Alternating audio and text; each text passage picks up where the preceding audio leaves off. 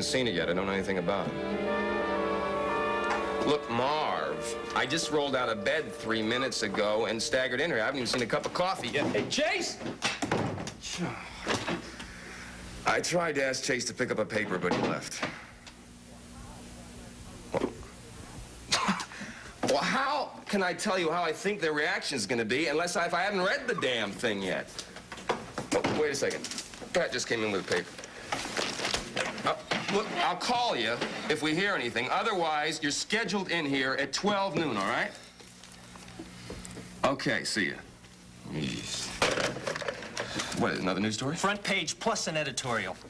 Frank saw the Woodards yesterday, and the old man said that the administration was so sensitive to this first story, he'd see what some real pressure could do. Wow. Oh, wow! Check out the editorial. I mean, we're taking a big, fat chance that they're never going to negotiate with us again, but it's almost worth it to see something that tough in print. Okay. The Ryan plan hopes for an embattled hospital. Oh, this... No, this couldn't be better for us. It has to be all right for Frank, too, doesn't it? I hope so. He's earned it. You're damn right he has. Is Frank around? No, he's down at City Hall. He'll be uptown in an hour or so. Yeah, well, maybe you're the person I should talk to anyway. I've always respected your basic good sense, which is more than I can say for your brother.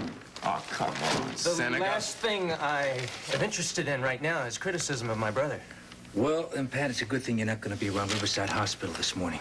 Of course, see, there are some people over there who worked very, very hard to get this strike settled reasonably. They had a plan that was in preliminary stages, had to be guided very carefully past the more conservative members of the board. Well, thanks to your brother's little exercise in personal publicity and Mrs. Woodard's use of her husband's paper to promote her own personal candidate, that plan is as dead as a doornail. You say that a responsible effort has been going on over there. You say there's progress, but we haven't seen much of it, Seneca. Pat, you are not going to as long as Frank keeps this up. Now, hasn't it occurred to you that he is promoting his own career at the benefit of yours? Frank is doing what he thinks is right, and so am I. There's a lot of anti-union sentiment in the city right now, and this terrific publicity you keep talking about could do him just as much harm as good. Frank didn't have to represent the House Association. He's got a million other things on his mind, but he got into it to help me, and because he knows how important Riverside Hospital is to this neighborhood. As far as my career is concerned, that's my responsibility. I made some mistakes. I could have lain low and let them all blow over, but I chose to make an issue of the climate and the conditions that contributed to those mistakes, in the hope that what happened to me won't have to happen to anyone else. Hey, Pat, I understand that. But believe me, that is not the way they see it across the street. Over there, you are Frank Ryan's brother. And Frank Ryan is exploiting the hospital's troubles to score a few political points for himself. Look, as long as that's going on, nobody's going to review your situation favorably, and that means that those letters of reprimand are going to stay in your file. And for all intents and purposes, that is the end of a very promising medical career. Why does that sound like a threat? Hey, come on. Bucky, that is not a threat. That is reality. Pat, for your own sake, get Frank out of it.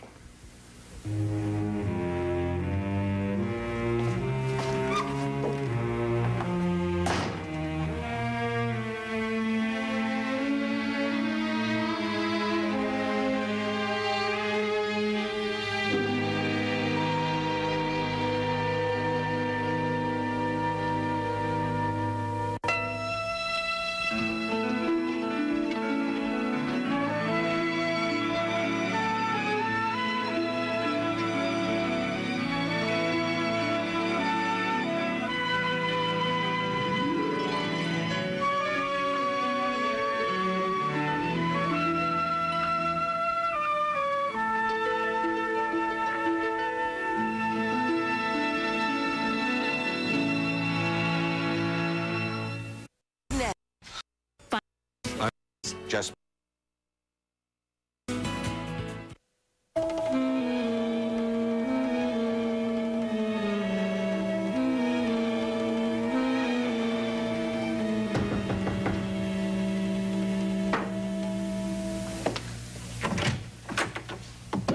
good morning.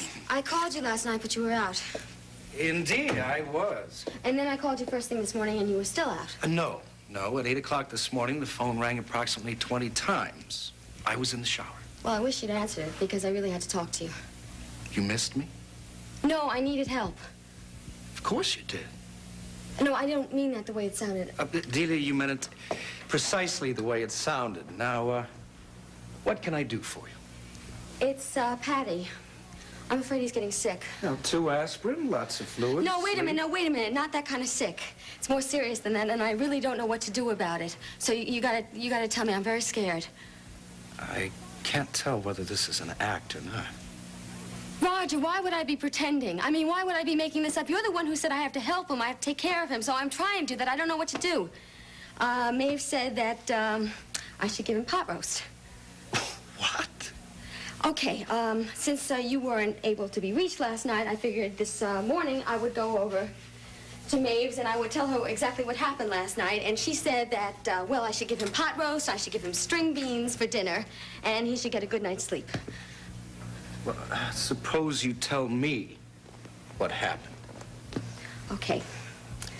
Last night he came home, and he was tired, and he was miserable, and he looked gray. And then all of a sudden, he started acting silly. And he started acting happy and funny. And he wanted to go get a hot dog and go to Coney Island and walk along the beach. All right, so we went, and as soon as he got there, it's as if he just ran out of steam. Now, that's happened before. You see, he goes to sleep, and then I can't get him up again. So, Roger, he fell asleep in the sand, right? And then this policeman had to help me get him up. All right, I got him home, and he's just acting strange, and he's totally exhausted. Well, how was he this morning? He was awful. He was mad and moody. He made it seem as if it was my fault that we went out to Coney Island in the first place. And then the crazy thing is, he gets himself together, and then he has coffee, and then he's cheerful again. Cheerful? Cheerful. You know, he's nice. I mean, he's like himself. Roger, please, would you talk to him? About what? Roger, would you please stop making jokes? Okay, he's sick, right? I don't think pot roast, I don't think lots of sleep is gonna do it. Now, you're a doctor. You gotta tell me if he's sick. All right, Delia, I'll talk to him as soon as I can. I'm not sure how much I can find out in superficial conversation, but I'll try. Thank you. You're welcome.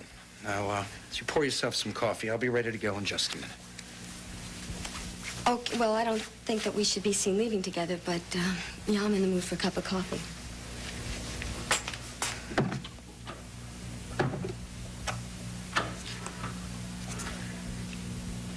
Roger, whose earring is this?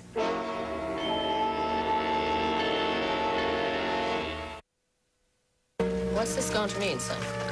Well, since the first story meant that Jill accused me of political opportunism, selling out to the Woodards and a few other things, I guess this story means that I'm the head of the international communist conspiracy. I don't know, Ma. I hope it means enough heat so the hospital settles. But Jill says that any more publicity will backfire. What can I tell you? It's a calculated risk. I understand that Jillian got quite hot under the collar. Yeah, you can say that. That's a pity, because the two of you were getting on so good. I thought we had a beginning anyway. I really miss Jillian. Yeah. So do I. I was thinking that all the politics and the idea of going to Congress and the Woodard support was maybe making things a bit easier for you. You know, the best time I've had in the last 2 or 3 months Tell me. was the night of Jack and Mary's wedding. I went upstairs to check in on the kids. Little John was in his bed, wide awake, with his bear in his truck. So I sat down, and we had a long conversation about traveling. Oh. And I don't mean to say that I did all the talking. He asked me about Jack and Mary, about the airplane, Ireland. So I pulled out Da's globe, and we spun it around, and we had a real discussion. You know, he really wants to get on an airplane. Oh, yes, I've heard about that. I'm thinking maybe we should go to Washington for the weekend, just the two of us. Oh, Francis, he'd love it. Yeah, I think he would. Oh, Hey. my Lord, don't tell me I have the two of you all to myself. Oh, that's splendid. I was hoping you'd be here. Get yourself a cup, darling. Did you see the paper? Yeah, Frank and I talked earlier. The whole neighborhood's seen it. And Seneca and Marshall and the board and, for all I know, the AMA. I need a little moral support. Pull up a chair.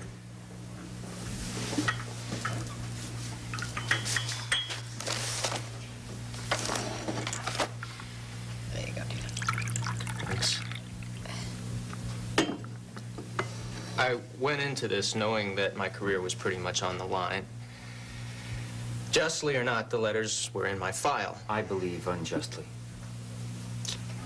And if I were very good and kept a low profile and did everything Roger told me to do and didn't mess up again for another year or so, there was a chance, however slim, that something might happen. Somehow somebody would get the letters off my record.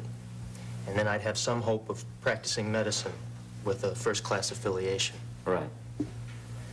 Then the other issues were raised, and it looked like a strike was the one way of getting some changes made. And the strike had a greater chance of success if I were a part of it. I think that's still true. We're closer to success than we've ever been right now. Seneca says not. He says that this is going to stiffen opposition to a settlement, and that my career is going down the drain. Basically because I'm your brother, and you're #1 on the administration's most wanted list. Well, do you want me to back off? No. I just want somebody to tell me I'm not crazy. Patrick, you are not crazy. I think I probably know as well as anybody what it means to you to be a doctor, but I haven't forgotten any of it. I mean, not the long hours spent in the library, not the lamp burning in your room till wee hours in the morning with you studying and cramming, not the odd jobs because you were worried about money. But it was worth it because you wanted it, and we wanted it for you. But I'll tell you something, son. I want something else, even more for you. What's that? The courage to be able to do what you think is right, no matter what the cost is to you, especially if other people are dependent on you. I believe somehow all goodness is connected. All courage is connected. I call it grace. You too can call it whatever you like. But courage feeds on courage. And hope builds on hope. And if you put in your share, it sort of works its way along. And it changes, and it's made still stronger by other people who add to it. And where it'll take you in the end, you don't know. But I know one thing, that in the end, if you've done out of courage what you really believe is right, nothing bad's going to happen to you.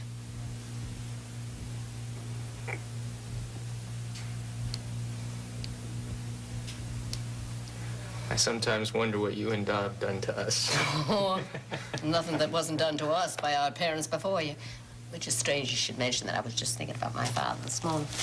Here, Sister Mary, I want to read you. Oh, great.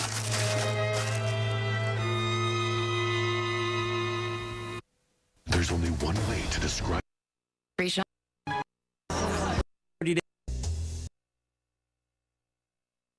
Seriously. Diapers.com. Go, Mom.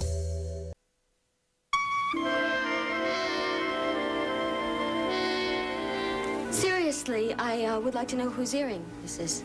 I am under no obligation to answer that question. Yeah, well, I would like to know. I'm sure you would, but that doesn't mean I'm going to tell you. Why not? Roger, you seeing someone else? That's incredible. Someone else? You know what I mean. Perfectly. It's none of your business. Yes, it is, yeah. Why? Well, because you're supposed to be my friend, and you're supposed to be in love with me, and if I can't count on you, I would like to know that. Would you stop laughing at me?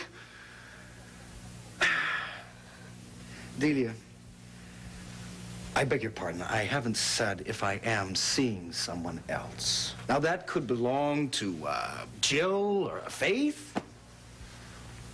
Faith doesn't wear any jewelry, and it's a little bit too flashy for Jill. This is real, isn't it? Undoubtedly. Okay, well, who is she? Rude, rude, rude, rude, rude. Did you buy this for her? No, Delia, I didn't. You're the only one upon whom I would shower sapphires and diamonds. Does that make you feel better? Some. Oh, I would still like to know who she is. Is it serious? Delia, I am never serious. And surely, even you have to admit, after you've married the Pat Ryan, presumably happily ever after, that I am entitled to an occasional diversion. Oh, yeah, right. You are going to talk to Patty for me, aren't you? At the earliest opportunity. Thank you. You're welcome. Now, in the meantime, let me say that Maeve's pot roast and 12 solid hours of sleep is probably pretty good medicine. Yeah, well, thanks a lot. Maybe it's your mother's. I mean, she had lots of real jewelry like that, right? Sorry, Delia, that earring did not belong to Mama. Now, why don't you just run along, and I'll call you when I talk to Pat.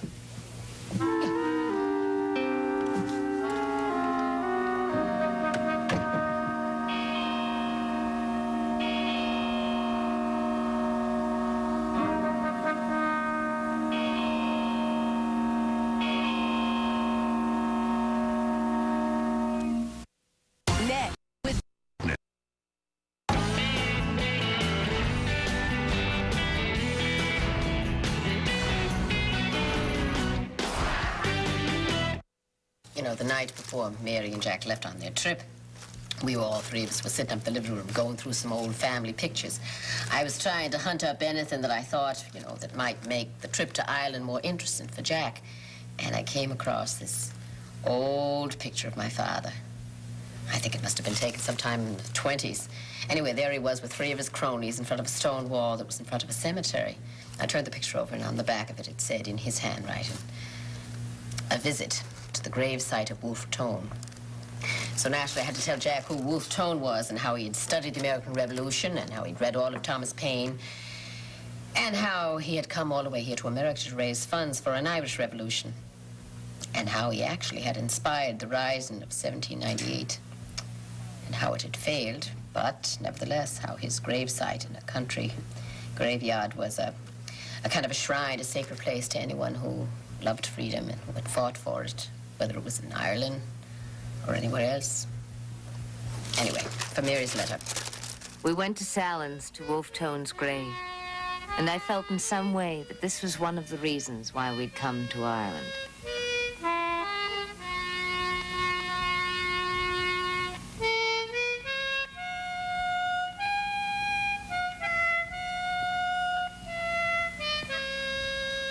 I took flowers for your father, for all of them. All the men and women who had come to that place with a love of their country and a hope for freedom. And I felt a part of them all.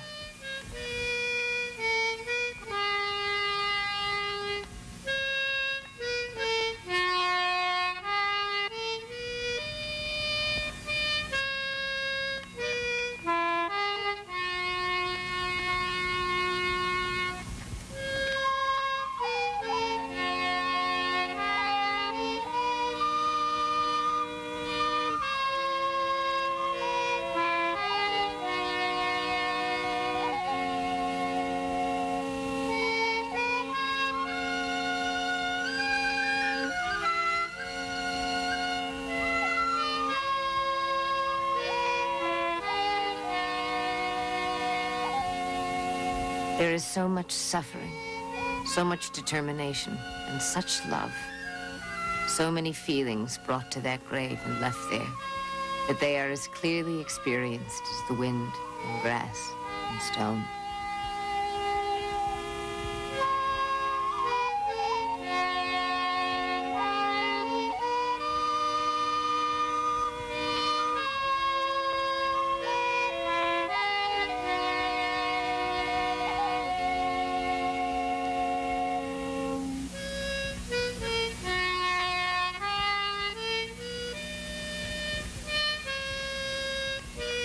Thinker and doer, dreamer of the immortal dream, and doer of the immortal deed, we owe to this dead man more than we can ever repay him.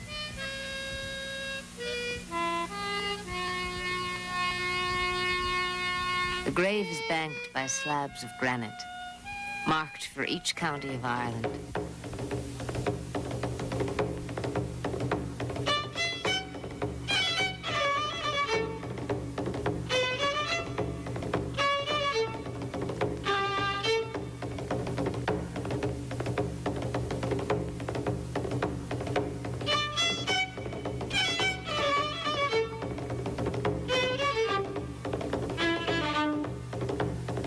I enjoyed the thought that your father had stood where we stood, proud of the stone of Cork.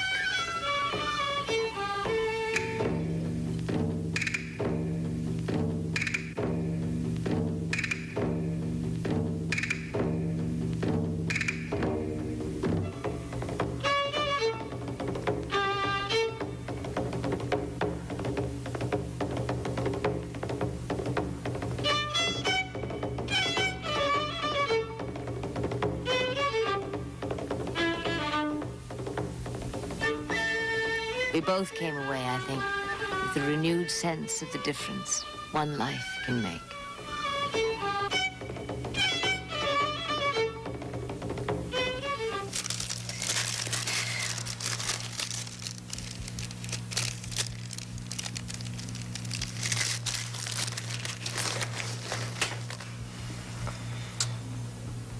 Well, I'm gonna get back to the strike center. Look, is there anything you want me to do? Just keep us posted if anything shakes loose. Indeed. Bye, Mom. Yes, dear. Thanks.